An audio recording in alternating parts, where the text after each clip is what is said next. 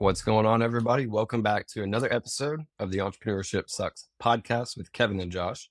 Today, we have two very special guests, Alexa and Samantha from the Light Up Your Life podcast. Alexa, Samantha, how are we feeling today? I'm feeling amazing. How are you? Feeling amazing. So grateful to be here. Thanks for having us. Yeah, Absolutely. absolutely. We just found out some pretty exciting news that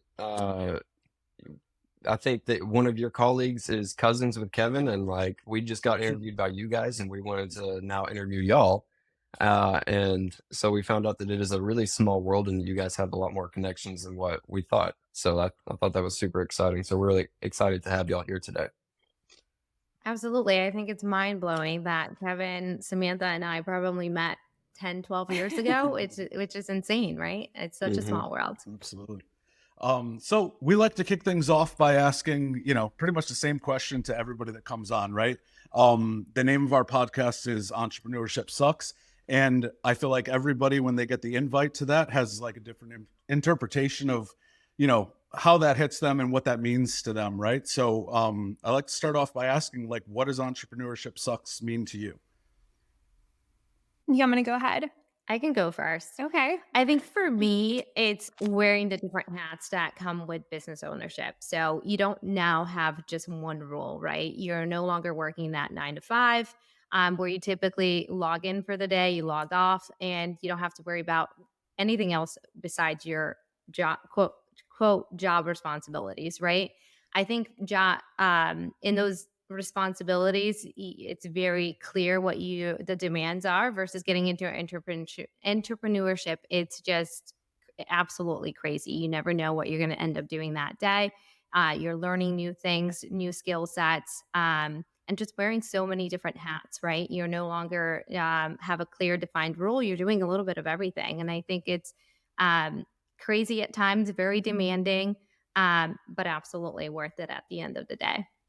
Yeah, I agree with what you said. And I also think for me, it's made me have to do so much introspection and really realize all of the limiting beliefs that I had and unpacking that. And it's definitely been a journey for me to completely rewrite my subconscious mindset from how I grew up in a very scarcity environment. Both of my parents were on Social Security disability. And so I never saw my parents try to go for their goals. They were always sick. My father's an alcoholic. So really having to rewrite all of those beliefs and change them to know that I can be successful and I can have a bright vision for my future. And I don't have to live by the memories of my past. So I think that's been the hardest step for me, is actually realizing that I am worthy of an amazing life and how I bring so much value to the marketplace and what I'm doing and how I can change people's life. So I think that was the hardest thing for me, is that mindset component. Yeah, absolutely. Great So I mean, answers. speaking directly to that, so can you what are some of the things that you've done since you started?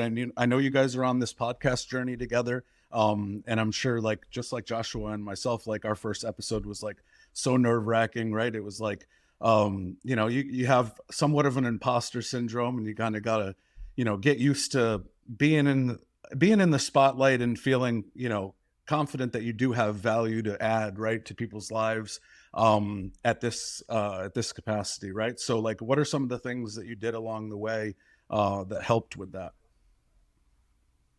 You want to go first? Yeah, I I'm just think gonna I'm gonna pick on one of them. okay. Yeah, because those were Samantha, go my first. Yeah, so I think it's a lot of, planning. You have to be very intentional about the time that you have and the people that you want to interview to see if they actually align with our vision. So we're really big on that. And I think ultimately we want to add value, but with doing so, you said it, it's hard. We have to bring that confidence component too. And I know for both of us, public speaking was so hard. I never wanted to be the person in class that was reading out loud. I was so terrified. And my entire life was my father telling me that what I had to say didn't have any value. And he would always say that kids should be seen and never heard. And so I feel like for me, getting over that component, it's, my voice should be heard. And I do want to shine. And what I have to say does bring value. So I think it's just knowing that the more you practice and the more that you do it, the better that you're going to become. So a lot of people have that fear of not even wanting to start it because they're so fearful of them not being great, but in reality, you can't be great at something that you don't practice at. So I really think it comes down to planning and being intentional, and then also stepping into your fears and doing it every single day, because that's how you build a muscle and that's how you become successful in anything that you do. Mm. Yeah, I absolutely love all that. And I would just add that for me, it was always really important to push myself out of my comfort zone. So if I was ever too comfortable in a different situation, I always try to look like, how can I grow? How can I do better? And so I've gotten really comfortable getting myself into uncomfortable situations. And I feel like that really helps you grow and just and develop into the person that you should be becoming. So if I am not outgrowing relationships, if I'm seeing the same, if my life is the same, I feel like recognizing that you're in those patterns and really just moving away from that is going to be ideal. You should be growing, right? Year over year, the relationships that you have within your own business and everything else, you should be seeing some sort of development. So I think I've gotten really accustomed to growing and getting comfortable in uncomfortable situations. And I think for me too, public speaking was really difficult. It's still something that I'm working on. And I think it stems from the fact that I came into this country not speaking the language. I was horribly afraid sitting in class. I don't know if you remember, but being called on to read a specific section when the teacher would call, and I knew that the person went ahead of me. I knew my section was coming up, and I would just get really, really nervous because obviously kids in middle school are brutal. And so if you're not going to pronounce things, if you're not going to say things the right way, and obviously me speaking with a really heavy accent, I was terrified of it. So I think building confidence was huge as well.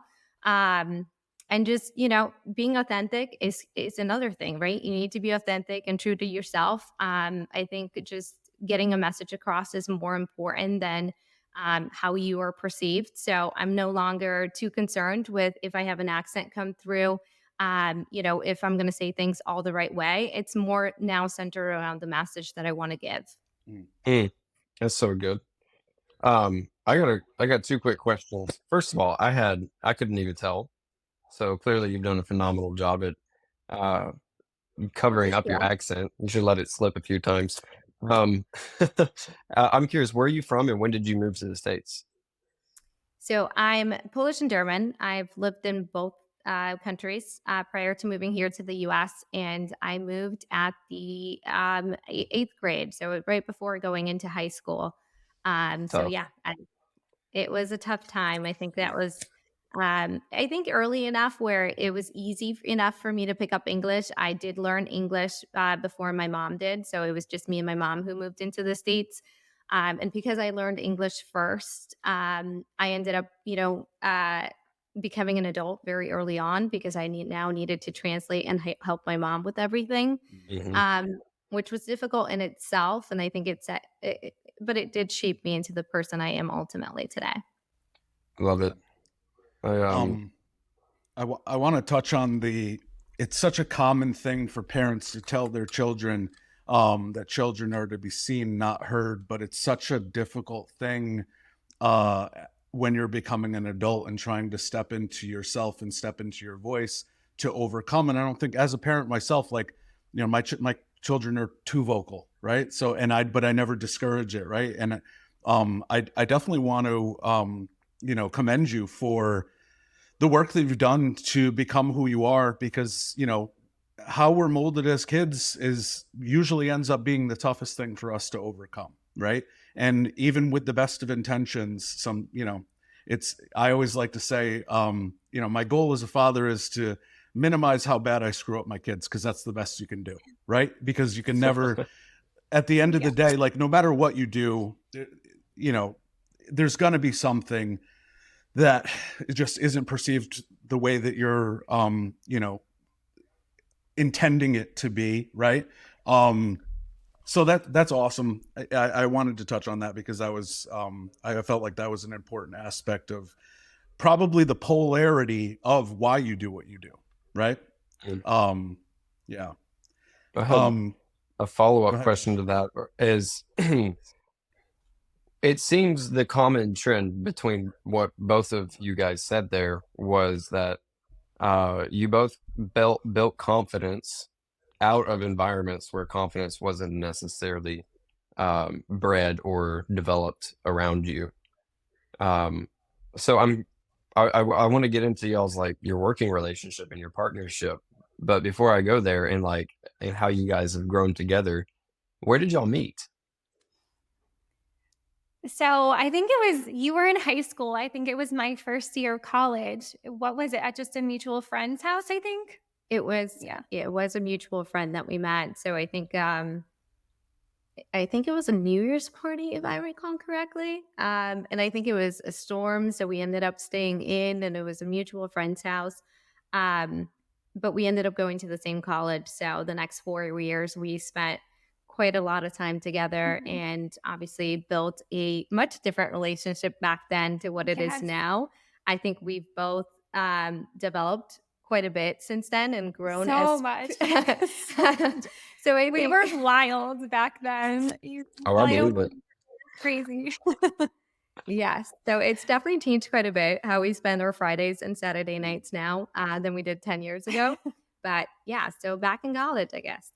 It's super cool. Love that. And since then, how the heck did you guys decide like let's get into business together? Yeah, that's a good question. So, I originally started the podcast. This was probably 2 summers ago with a different co host, and she ended up getting pregnant, and she just couldn't take the time and dedication that it took to launch a podcast and for it to be successful. And, we were pretty much.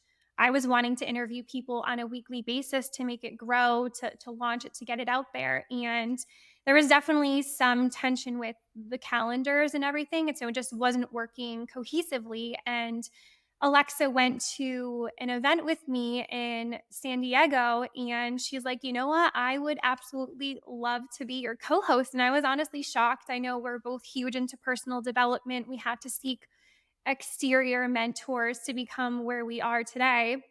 And so it kind of just all fell in our lap at that event. And then we just kind of ran from there. And it's been an amazing partnership. I feel like we're very similar. And we ultimately just want to add value to this world because we didn't receive that, growing up. And so we just want to make people's lives better.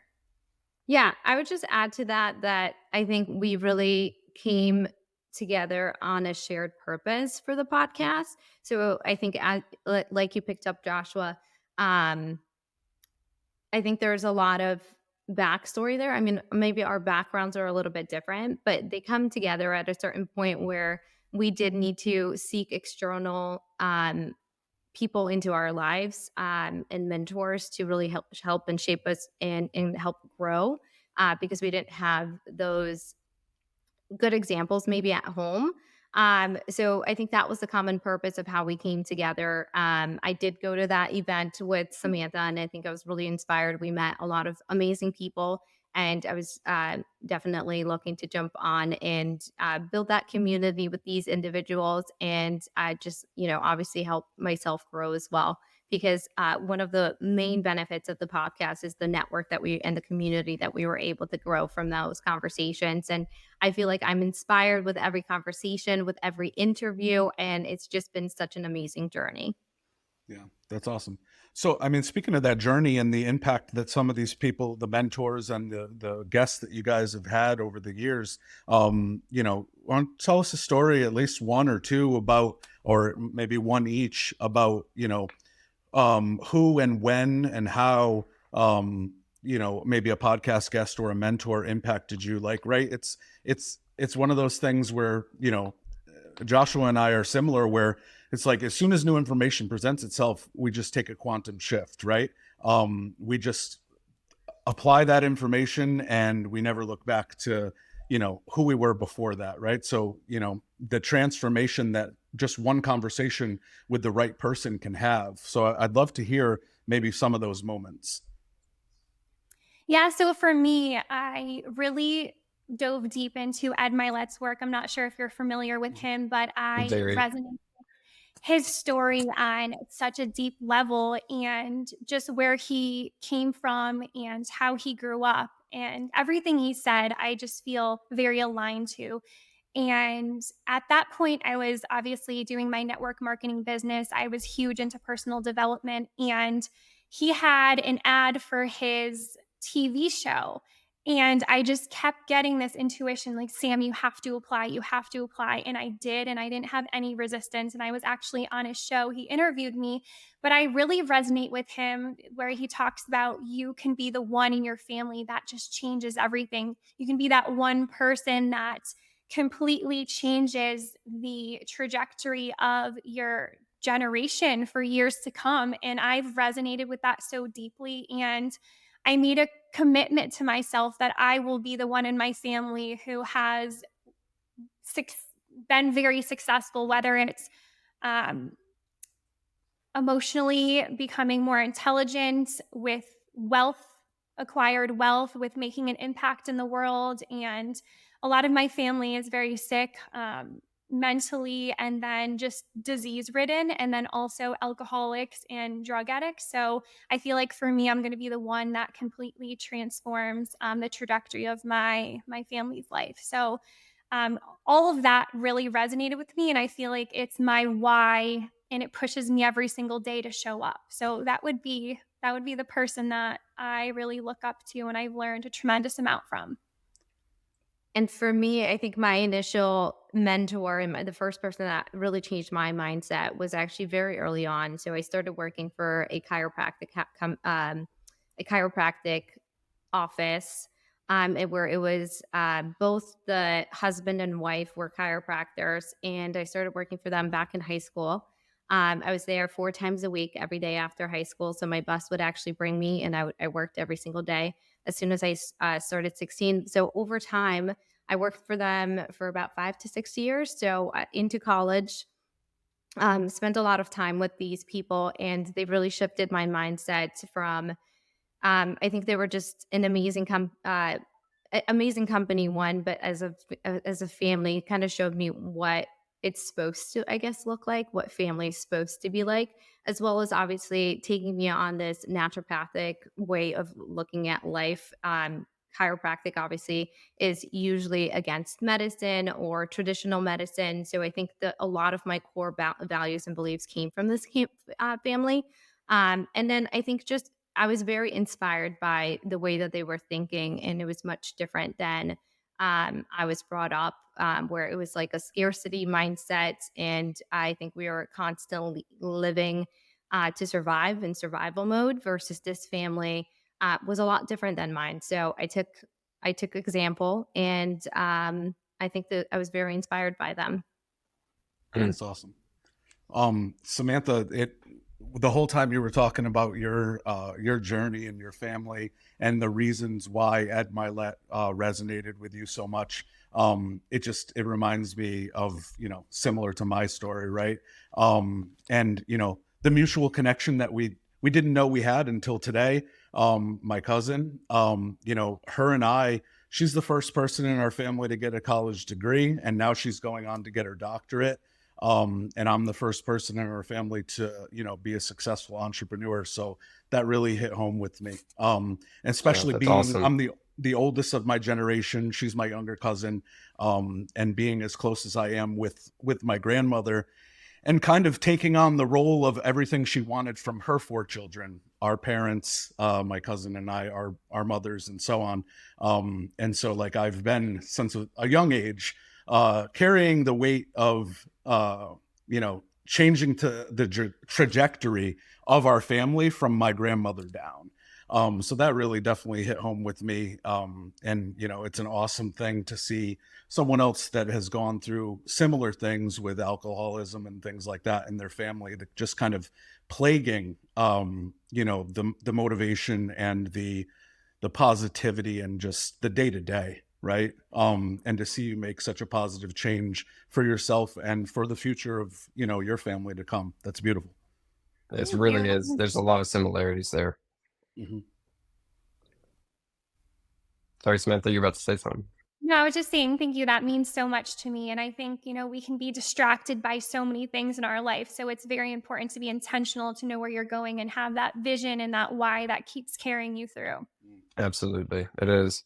I figured you were going to say Ed Milet because of the pinned post on your Instagram.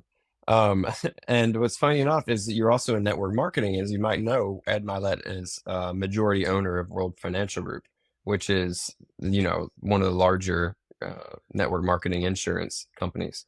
That's where I got my start in entrepreneurship. And so at 18, I was recruited into World Financial Group and got licensed in that company. And I did that for 3 years. And so I totally get the network marketing stuff. And I've actually had several opportunities to hear Ed speak in person. And so I I know I used to just consume so much of his content, like while I'm driving to school back and forth. And like I know that dude's story like the back of my hand. Like, and there was one thing specifically that he said that, as Kevin, as you were talking, it reminded me of that people from that have good upbringings, that have parents that are entrepreneurs, that are business people, they're almost like at a lesser uh, chance of becoming a successful entrepreneur because they had it handed to them. People who were in the middle class were the the people that didn't have as much had a lesser amount, but the people who came up from nothing, like were all of us. So like I was right there in the middle swath, right? My dad's a pastor. You guys heard about our story last time. I was right there, but it sounds like you guys came from the opposite end, where you had all the reason in the world to become that one person. And Ed talks about the one. He has this book called One More, and being the one in your family. So I definitely I can see why his story resonated a lot with you, Samantha, and that's awesome. Um, I'm curious who, aside from Ed, who has been, there might be a few of them, but top favorite podcasts. And if you don't want to name drop, you don't have to, but would love to hear just a few more stories on your podcast journey about like what you've learned and some of the best interviews. Yeah, we've definitely interviewed quite a few amazing people. We just had Trent Shelton on not too long ago, and he talks a lot about just being authentic because people don't relate to people who are fake, and authenticity is the highest vibrational frequency. And he talked a lot about protecting his peace as well and setting boundaries, and how boundaries aren't to keep people out, but they're pathways to lead the right people in. And I feel like that resonated with me so deeply because on this journey, when you're leveling up, there's a lot of friendships and relationships that I've had to really take into account. And I ask myself, is this person actually adding value to me? Are they going where I want to go and what I want to do? And is their energy and being around them lifting me up, or is it tearing me down? And I think that was one thing that I've really learned from him is be mindful of your environment and the people that you surround yourself with. And I know we talked a lot about that too. Mm.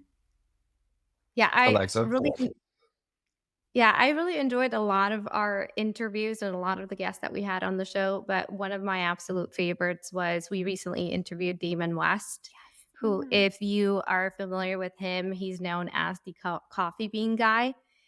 So he coined this phrase where the story basically is that when you're put into a boiling pot of water, you can become three things. So you can be like a carrot that becomes mushy, you can become an egg that gets hard, or you can be a coffee bean, which is the only one out of those three that affects the surrounding environment. So it makes coffee, right? So he's known for that phrase, and I think his story is absolutely crazy. I'll share a little bit of that where he almost went to jail for the remaining of for the rest of his life, and so when he was put in prison, one of the things that he learned from that was it's really important how you that you don't become like that carrot or the egg, that you don't get soft and mushy, that you don't get hard and go inwards, and that you do still bring positive impact to the world. So I think for him, it was how can he be of service while still being in prison? And he ended up getting on parole, and it was because they were able to see that he shifted not only himself, but the environment around him. And so I think it was an incredible story. He was an incredible speaker. And I think the lesson learned there, and it's definitely a common theme, is that by changing your mindset, you're able to change your life. Mm. I love That's that. awesome. I've never heard that. I've heard similar analogies, but not the coffee bean part. That's super cool. Yeah, you absolutely have to check him out and his story because I don't think I did it justice. He says it Yeah. way better. Definitely check him out. It was amazing. And if you haven't listened to the podcast episode with Damon West, I definitely suggest everyone goes in and listens to it. Light up your Yeah. life. Yeah, Yeah. I, And I definitely will. they wrote the book together with John Gordon and Damon West. It's called The Coffee Bean. And I guess it was released right when COVID hit, and the book was on the best-selling list for months and months. So Yeah. it's a great book to read. Highly recommend it. Awesome. It's perfect time for that to come out. Yeah, it was.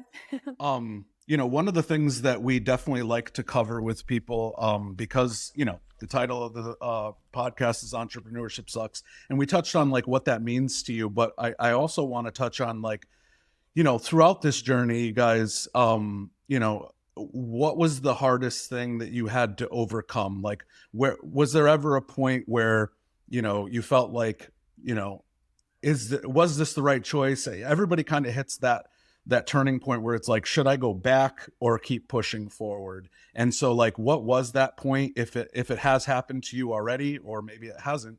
And if so, what did you do and how did you overcome it? Wow, that's a loaded question. I feel like for us, it's just been learning so many different things and to be consistent and to keep building that momentum with our guests. And I think a lot of times we're very critical of ourselves and we want to be the best, even though we try to be authentic. And so a lot of times listening back to the conversations and the questions that we ask, and sometimes we're like, oh God, I can't believe we even asked that. And so I think it's just really realizing that we're human. We all make mistakes, and the only way to get better is to keep practicing. So I feel like for me, it's definitely making sure that I'm asking those right questions in a way that's meaningful. And I think for both of us, that's been the hardest thing is navigating the conversations on the podcast for it to go where we want it to go, but then also adding so much value and not having these list of questions like question and answer, but to really listen to what they have to say and not just listen to respond. And then from there, clarifying those questions and just digging deeper, because I think that's where the best parts of our podcast lie, when you really are able to cultivate those deep relationships and ask those really tough questions. So for me, I feel like it's been challenging. Yeah, another challenge I would say is I think starting anything, you don't immediately get traction. So I think a lot of people get discouraged Mhm. and you might give up early on, right? So I think Jay Shetty talks about this quite a bit too, where, first speaking engagements he did, he would show up to events and maybe there was like one other person in the room, right? And you're now speaking to an empty room with just one person there. And it's really easy to get discouraged by that. So you post something on social media and it gets 2 or 3 likes and you're thinking I'm spending all this time and effort and you're hoping to impact so many people's lives. Um is this really, what I should be doing with my time? Is this even worthwhile? So I think realizing and having that determination to keep on going until it builds that traction. And then just to know that it's enough, even if you impact just one life, right? We're doing this to obviously give back with things that we learned along the way that can help, and people that we met along the way that can help us, that helped us. And we want to share the same thing with our audience. So I think it's just making sure that it's okay if something just gets not enough views, right? I think ultimately we realize that we want to impact lives, and it's okay if it's just one or two. Yeah. Yeah. I mean, success and results they're not linear, right? They're exponential. And, it's the consistency, like you said, showing up for yourself, and maybe even just that one person that you may be impacting in the beginning.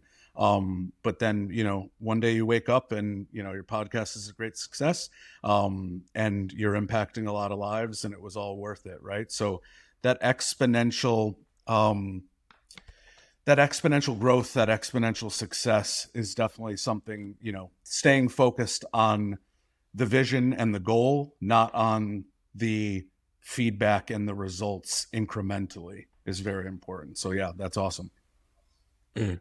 I had Samantha, you spoke on dialing in on the questions, figuring out what to ask, to read deeper into the chapters of somebody's life. I know, and where I want to take the conversation talking about like specific business stuff next, if we could. But before we move on to that, like, really what I want to know, and if I could implore you to be vulnerable, because for me in my entrepreneurial journey, the hardest, like, kept me up in the night, worried, the things that made me wake up in a frenzy, the things that made me forget to eat and take care of myself. Those were some of the harder moments, and that was having to deal with, like, debt from a fraudulent investor, operating the company, all these different things, trying to find leadership, building systems, like not knowing where payroll is going to come from, like, been through all that. So, like, what are some of the really shittiest seasons that you guys have been through, that would make somebody listen and be like, that, yeah, like, I understand that. Do you have any of those, like, specific moments? Yeah, I mean, for me in network marketing, building my team, I always, when I started, wanted people to like me. And if they didn't like me, I would be really upset. And you have to realize when you're in that position and you have hundreds of people under you, they look up to you. But I'd rather have people respect me than like me. And I think that was a huge thing for me. And knowing that I was doing the best I could at the time with the knowledge that I had. And so, not faulting myself for not being perfect, because that's how we learn, right? We go through things and we learn from our mistakes. And I would say it would be helping my team reach certain goals, and then when they didn't hit them and we worked on them from the first day of the month all the way to the last day of the month, I think that was definitely a struggle for me. And then also, I was so close to one of the biggest ranks in my company. I was probably like $3,000 away, and I didn't hit it. And I wanted to give up so bad. And that was a huge realization because I thought I was a failure. And so really lifting yourself up in that self-talk has been imperative for me, and knowing that, okay, this is just a challenge, but I can get through it. And having that background knowledge of where I was, it's only going to be easier because I've been through that moving forward. So I think you should look at every single challenge as a building block, and it's just giving you the tools to be more successful because you've been through there. So yeah, there's definitely been a lot more, that I've had to go through, but those were the things that came to mind. Cool. Yeah, for me, I think I struggle with delegation quite a bit. And so I think one thing that Sam and I have in common is definitely being a perfectionist. And I think with that, I always want to be in control of the situation.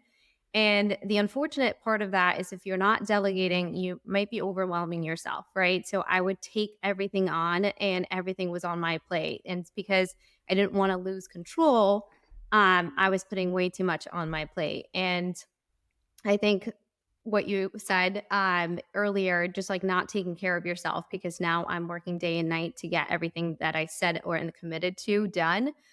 So I definitely have to have done that in the past where I wasn't taking care of myself. I forgot to eat. I didn't go to the gym because I would just put so much on my plate. So I think I just letting go of some of that control and letting myself be okay with the fact that I'm not in control of every situation, delegating and trusting in the people that work with me or for me.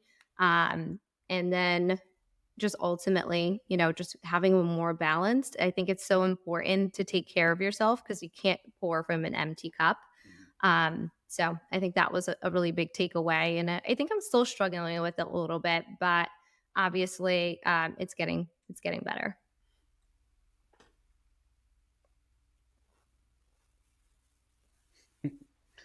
Love it.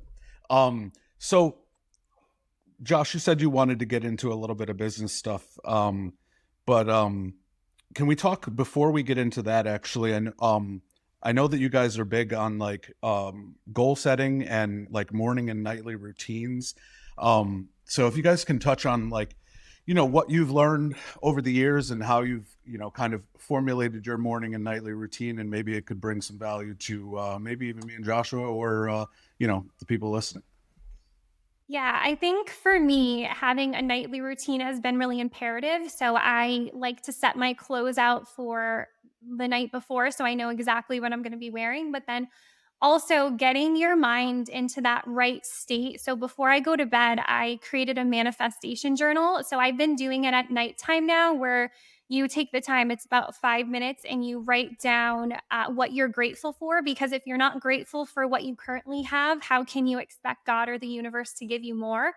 And then I go into affirmation. So, words of affirmations are very important for me because, like I mentioned before, I've had to completely rewrite the thoughts I previously thought about myself into what I feel about myself today. So, solidifying those things like I am successful, I am making a difference, I'm making an impact in so many lives. So, reinforcing all of those things. And then I write down my power list of 5 non-negotiables, and I think this has been the most pivotal thing for me. So really lying out what I'm gonna be doing the next day, so I'm not waking up and just kind of winging it. It's like shooting a bow and arrow in the air, not having a target, so you know exactly what you're gonna be doing. And I mean, I think time is our most valuable asset, so making sure you're allocating it into the right places. So I write my list of 5, and then this is my favorite part. I always like to visualize what I want my future to look like, and I feel those feelings. So then I take the section of my journal and I write down exactly what I want my life to look like as if it already happened. And it's created so much success and so many cool things that have been able to transpire in my life. So I really think it's important to combine all of those things to set you up for success the next day when you wake up. Mm. Yeah. And I love that you said feel those feelings because, I mean, you and I have talked, I think, off air and on your podcast interview about how manifestation works and the fact that feelings supersede thoughts is kind of the most important element of what you said, right? You can think it, you can say it, but you have to feel it as if it's already yours if you really want to truly manifest it, right? We're in this third dimensional construct where it's time is our prison here, right? But when you're reaching up to pull down, time is non-existent. It's not linear. And so when you're feeling those feelings and pulling things down for your future, what feels like your future here, but you're just aligning with that vibration of what's already available for you outside of this. Yes, absolutely. Alexa. Up. Yeah, I think for me, it's very similar where I like to be extremely intentional about how I spend my time and plan out my days. I think anywhere we go, anything we do, we actually make a list of things that we want to happen. So we actually try to manifest like anything we almost do. So we always go with clear intentions and goals. And I think that's so important. It is how I start each of my days. So I think waking up a little earlier, not so I'm not scrambling just to get out the door and get to the next thing that I need to do to take that time for myself. I think it's really important to move my body. I feel like for me, um, quieting my mind is difficult. So I think meditating has always been a difficult aspect for me, but I think exercising is definitely a form of meditation. So when you're struggling for air, right, because you're just running very fast or when you're moving your body, your heart rate is up. I think it forces you into meditation because you're not thinking about anything else. It really allows you to quiet your mind and focus what you're doing at hand. So I think for me, moving my body is extremely important. And I mean, I try to make exercise fun. I have a bouncer in my office. I bounce on certain calls that I don't maybe need to talk. I'm listening in. I think I do a little bit of CrossFit. I think finding a fun way to move your body is so important, whether you just enjoy walks outside. But I think it's just so important to incorporate that into your life. Yeah, I love absolutely. what you said about working out when your mind, like, you can't think about other things. It's like almost kind of like a oxymoron. If you are thinking about other things, you're not going to get a good workout. I Right. I remember whenever I was Kevin, you remember I would go to the gym after a full day of work at like 10 o'clock at night, and the gym was like a 20-minute drive from my house, and I needed it just to shut off. And so I would be there till like midnight or 1 o'clock in the morning some weeks, and that was my time. I didn't realize that's what I was doing, but it was like literally the only time where my mind would just shut up, and it was just me and the weights, you know. And I love what you said there. I never thought about it like that. Yeah. Yeah, just to add one thing too, talking about exercise. I know you guys just went to Tony Robbins' business mastery event, and he always talks about when you're stuck in that feeling, if you make a radical change in your body, it will completely elevate your energy and your frequency, and you're gonna stop thinking and ruminating in that current thought that you're in. So I just wanted to highlight and make that point. No, yeah, Yeah, it's kind of like getting into a cold shower, just totally changes your Yeah. state. Yeah. I one thing also that you said, and I know that we're coming up on time here. I want to be respectful of that. Just one major final thought, and it's tying back to the affirmations. Tony calls them incantations. I feel like that's kind of like a weird word, but incantations, affirmations, like just putting yourself into a state, thinking about the future. Ed Milet talks about this too, and it's that your dreams are closer than you realize. And so some people, it's a depth perception issue, but it's like people act and behave according to where they believe that events are going to transpire in their life. So if I think our first $1 million month is going to be 12 months from now, I'm going to act in accordance to what I think that depth perception, that time frame is. But he said your dreams are closer than you realize. And if you were going to try to catch a ball that's inches from your face versus getting ready for it and it's like 20 feet away from your face, totally different outcomes. Right. So, um, specifically, I remember this one time I was listening to him and he said something like, you do that so that whenever you get to that point, you can say, I have been here before. And so when the thing happens to you, you've already been in that state of having experienced it. And so can you speak a little bit to like some of the specifics that you um obviously not too personal, but like what kind of things do you try to put yourself in the future state of in the present moment when you're doing that? Yeah, so your mind doesn't know the difference of whether it happened in reality or it's just happening in your mind. We both completely agree on that. So it's for me, it's stepping on stage with not millions, but like thousands of people in Mm. the audience and sharing my story and making a powerful impact. And then also, we want our podcast to become a show, and just the impact in people messaging me, and this does happen sometimes, but an overwhelming amount of people messaging saying that our podcast made a difference in their life, and just traveling the world and all of these things that I want to happen. And it's just stepping into that identity, and you've never been that person before, so it's so hard stepping into that person and becoming that. But the more that you train your brain and you visualize, the easier it is in physical reality for you to be able to do that. So that's what I would say on that topic. Not sure if you want to add anything. Yeah, I think the only thing I would add, and it kind of goes back to a previous point that I already mentioned, it's just letting go, right? Just knowing that the unexpected can happen. I think for me, wanting to be so much in control, I want to control every situation. But like you said, unexpected things can happen, and it can happen out of nowhere. Some of those goals are a lot sooner. So I think letting go and trusting that the universe will make things happen. So having your clear set goals that you have in mind, and then just letting that all go and trusting that all those things will fall into place for you the way that they're meant to. So Mm. I think just having faith ultimately. Yeah, Yeah. that's a good point.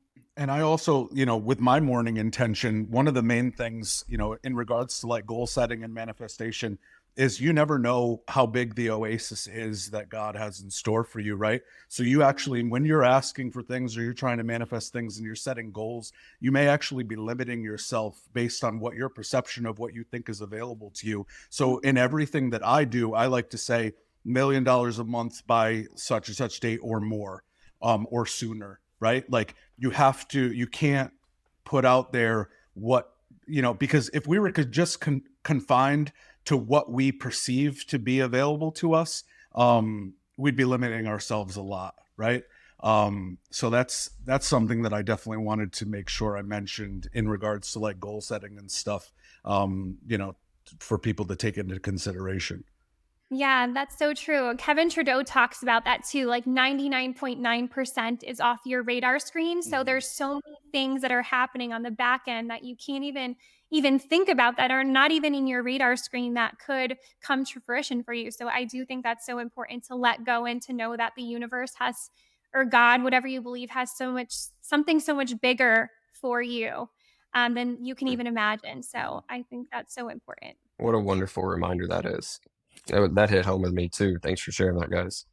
And then, also taking into consideration what you said about like growth, and just basically when you were talking about like authenticity and stuff, it's like there are things already waiting for you that you just need to become who you need to be to allow that into your life, right? So, people are so caught up in the outward pursuit of their goals. But if you would just focus inward and become who you need to be the person that can receive and maintain what you're asking for, it would come a lot quicker for you than if you just chase it, right? It's everything is attraction. So, most people in the Western world, especially, right, they're out chasing their dreams.